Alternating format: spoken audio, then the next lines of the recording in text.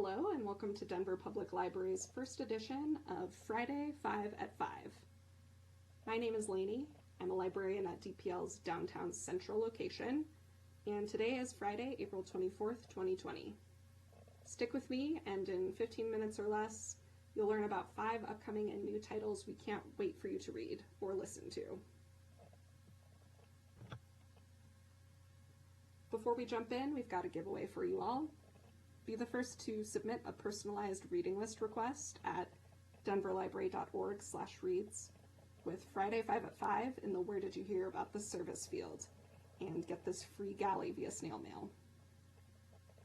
Fried green tomatoes and steel magnolias meet Dracula in this southern-flavored supernatural thriller set in the 90s, about a women's book club that must protect its suburban community from a mysterious and handsome stranger who turns out to be a blood-sucking fiend.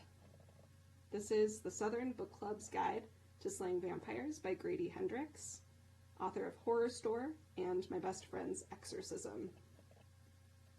What is a personalized reading list, you ask?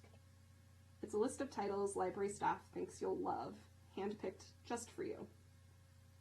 Even if vampires aren't your thing, we'd love to hear from you.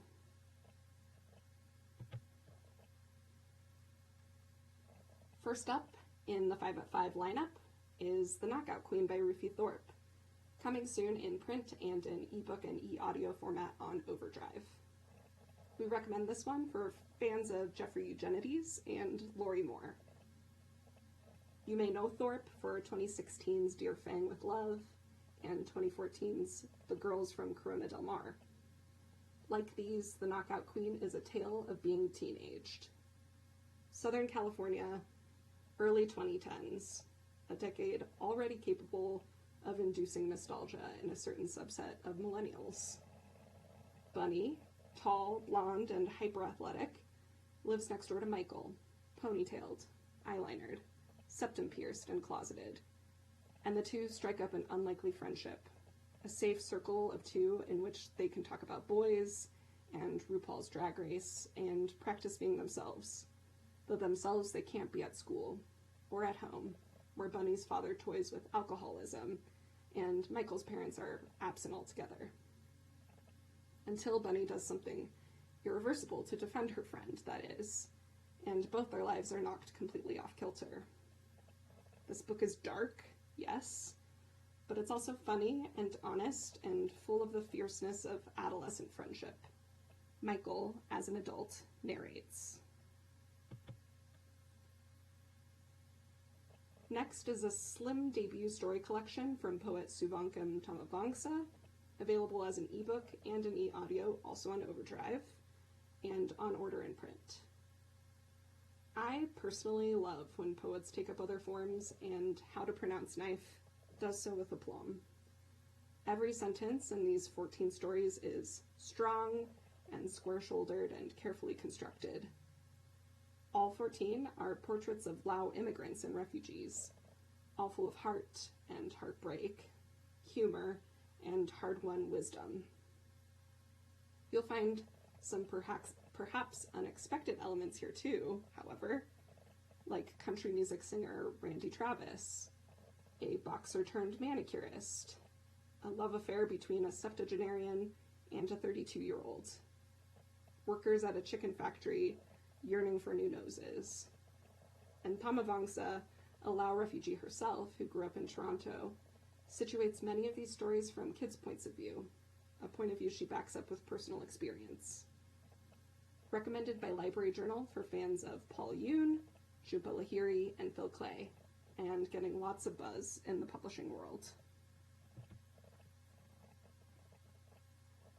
Saigon, a misfits memoir of great books, punk rock, and the fight to fit in by Phuc Tran, is our third title today. Available on Overdrive as an ebook and on e-audio, book on order. Tran and his family left Vietnam after the fall of Saigon in 1975 for blue-collar, all-American Carlisle, Pennsylvania. Here Tran took up the mantle of the Western literary canon after discovering the Lifetime Reading Plan by Clifton Fadiman, and this is the lens he uses to relate his life story, from outsider to skater kid to the Latin teacher and tattoo artist he is today.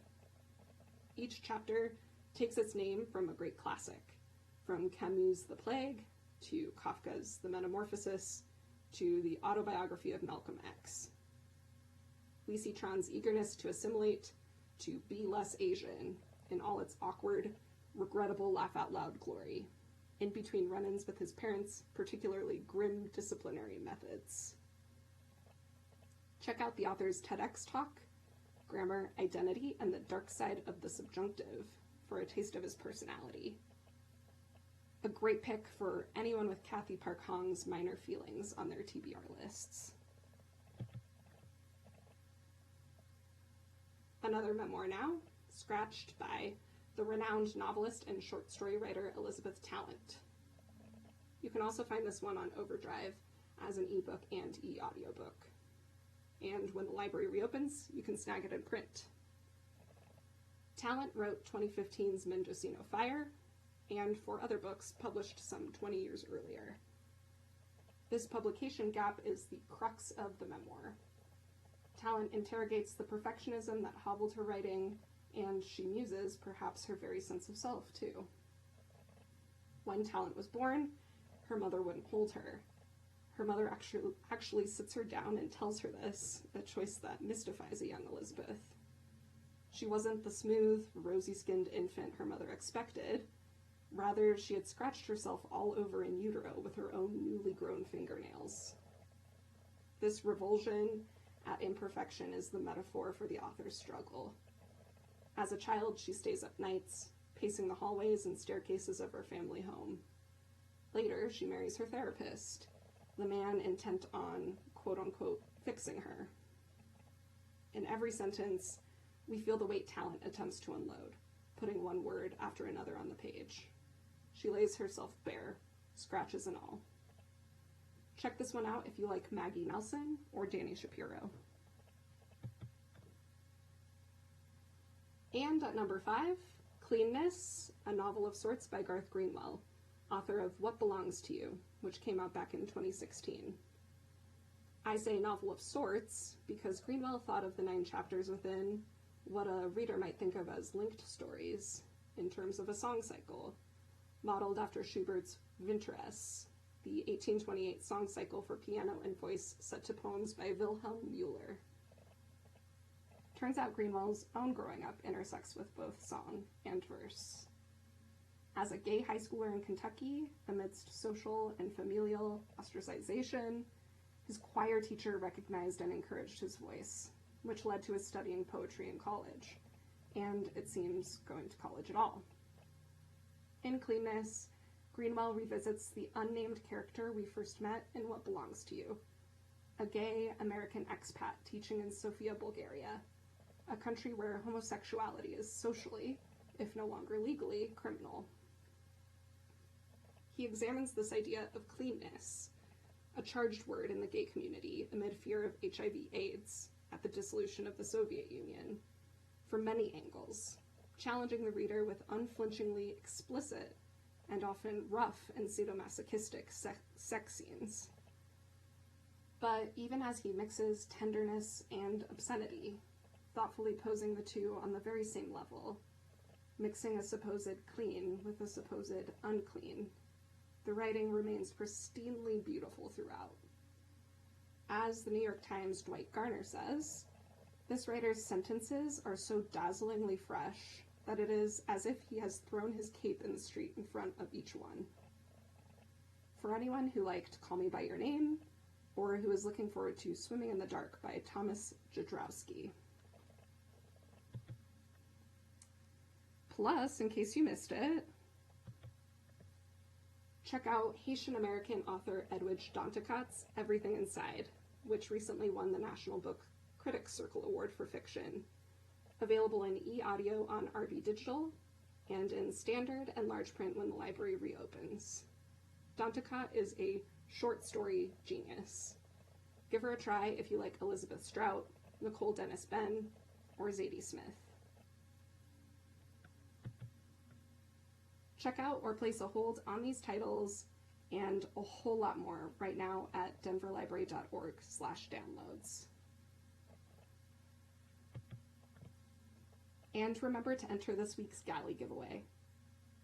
Again, if you're the first to submit a personalized reading list request at denverlibrary.org/reads with Friday 5 at 5 in the Where Did You Hear About This service field, get this free galley of the Southern Book Club's Guide to Slaying Vampires in the mail. Thanks for tuning in, and hope to have you again next time on Denver Public Library's Friday 5 at 5.